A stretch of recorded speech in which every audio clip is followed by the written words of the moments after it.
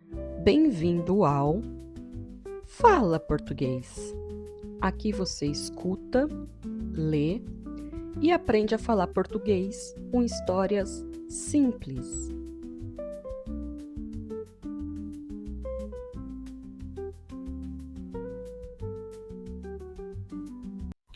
Antiga função de tradução para melhor compreensão da história. Minha filha vendeu minha casa sem me avisar. O contra-ataque. Juliana não sabia de uma coisa. Na verdade, ela não sabia de nada.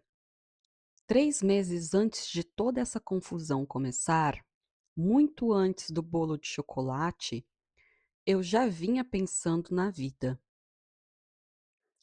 Não por pressão, mas por sabedoria.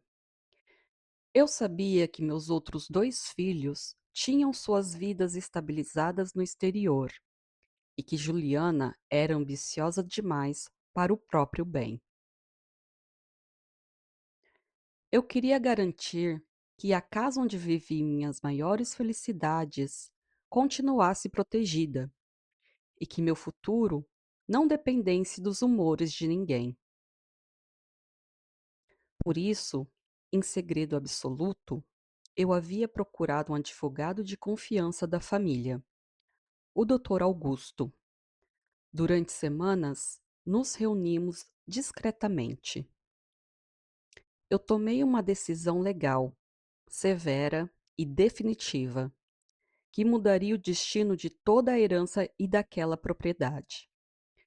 Deixei toda a papelada assinada, registrada e guardada 7 chaves, apenas esperando o momento certo para ser ativada. E o momento tinha chegado. Ao chegar do cartório, liguei para o Dr. Augusto. Minha voz não tremia mais. Dr. Augusto, pode dar andamento ao processo e enviar a notificação. A engrenagem já começou a rodar do lado de lá. Tem certeza, dona Teresa? Ele perguntou, com um tom de preocupação na voz. Sabe que isso vai causar um rebuliço na sua família. Nunca tive tanta certeza de algo na minha vida, Augusto. Pode rodar. A tempestade desabou na segunda-feira seguinte, exatamente às 10 horas da manhã. Eu estava sentada na minha cadeira de balanço na varanda, tomando um chá de camomila e olhando para a sombra da mangueira. O telefone fixo, que ficava numa mesinha ao meu lado, começou a tocar. O visor mostrava o nome de Juliana. Deixei tocar 3 vezes antes de atender. Eu queria que ela estivesse exatamente no nível de desespero que o silêncio provoca. Alô? Disse eu, com a voz mais calma do mundo. Do outro lado da linha, o som que eu ouvi não era o da filha arrogante e controladora. Era o som de alguém que parecia ter visto um fantasma. A respiração dela estava arfante, rápida. O silêncio que se seguiu após o meu alô durou quase 1 minuto inteiro. Eu conseguia ouvir o barulho do trânsito onde ela estava e o som da sua tentativa de engolir em seco. Então, finalmente, veio a pergunta com a voz trêmula, desprovida de qualquer afetação. Mãe, o que significa isso? Eu acabei de receber uma notificação de um oficial, um documento assinado por um tal de Dr. Augusto. Mãe, o que significa que a casa já não faz parte da herança? Dei um gole lento no meu chá. O sabor da camomila parecia incrivelmente doce naquele momento. Significa exatamente o que está escrito, Juliana. Respondi mantendo o tom suave. quase maternal. Mas como assim? A voz dela subiu 2 tons, revelando o desespero. Essa casa é o seu maior patrimônio. Ela seria dividida entre nós. Eu já tinha. Eu estava organizando as coisas para a senhora. Como a senhora tira a casa da herança? Para quem a senhora passou esse imóvel? Eu não passei para ninguém, minha filha. Eu criei uma cláusula de inalienabilidade e um usufruto vitalício total. E mais do que isso, transformei a casa em um patrimônio cultural e ambiental particular através de uma fundação de preservação local. Houve outro silêncio chocado do outro lado. Juliana mal conseguia processar os termos jurídicos. O que, o que é isso? Ela gaguejou. Significa, Juliana, que esta casa não pode ser vendida, não pode ser penhorada, não pode ser dada como garantia e não pode ser demolida por nenhuma construtora para virar prédio. Nem agora, nem quando eu morrer. Quando eu partir deste mundo, a casa se tornará um centro comunitário de leitura e preservação ambiental do bairro. A mangueira que eu plantei vai continuar de pé, dando sombra para as crianças que vierem aqui ler livros. Bem na última. Você enlouqueceu! Juliana gritou, perdendo completamente a máscara de boa filha. Você destruiu o nosso futuro. Eu já tinha negócios engatilhados. Eu precisava desse dinheiro, mãe. Como a senhora faz isso comigo pelas minhas costas?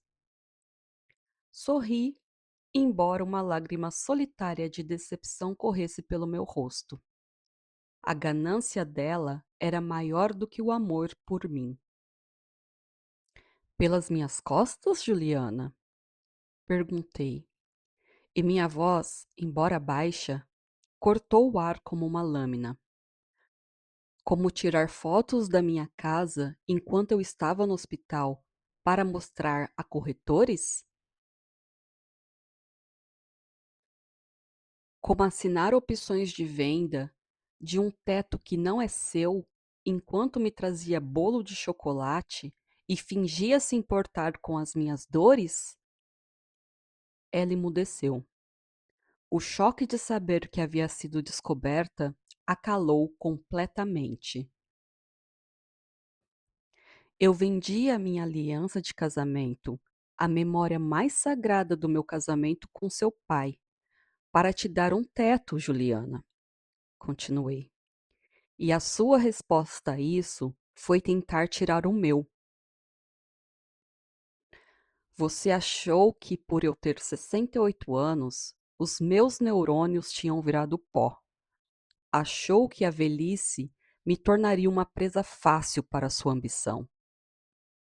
Mãe, me desculpa, não era assim. Ela tentou balbuciar, a voz subitamente mansa, tentando uma última manipulação. Não gaste suas lágrimas, Juliana.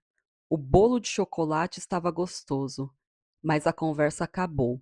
A papelada já está registrada em Brasília. É irreversível. Ninguém toque em uma única telha desta casa enquanto eu estiver viva. E ninguém lucrará um único centavo com ela quando eu morrer. Ela pertence à história dessa família e agora pertence à cidade. Desliguei o telefone. Não houve gritos, não houve escândalo na calçada. Apenas o clique seco do gancho do telefone terminando uma ligação. Olhei novamente para o quintal. O vento continuava soprando, fazendo as folhas da mangueira dançarem sob o sol da tarde. Senti um alívio profundo, uma paz que há muito tempo não visitava o meu peito. Eles dizem que os filhos devem herdar a terra, mas, às vezes, a mãe precisa proteger a terra dos próprios filhos. Juliana aprendeu a lição mais cara da vida dela. E eu descobri que, mesmo na velhice, a minha força não está no que os outros podem me tirar, mas na dignidade que eu escolho manter. Tomei mais um gole do meu chá. O futuro, afinal, parecia lindamente seguro. Falar português é prática. A gente aprende falando. Até logo!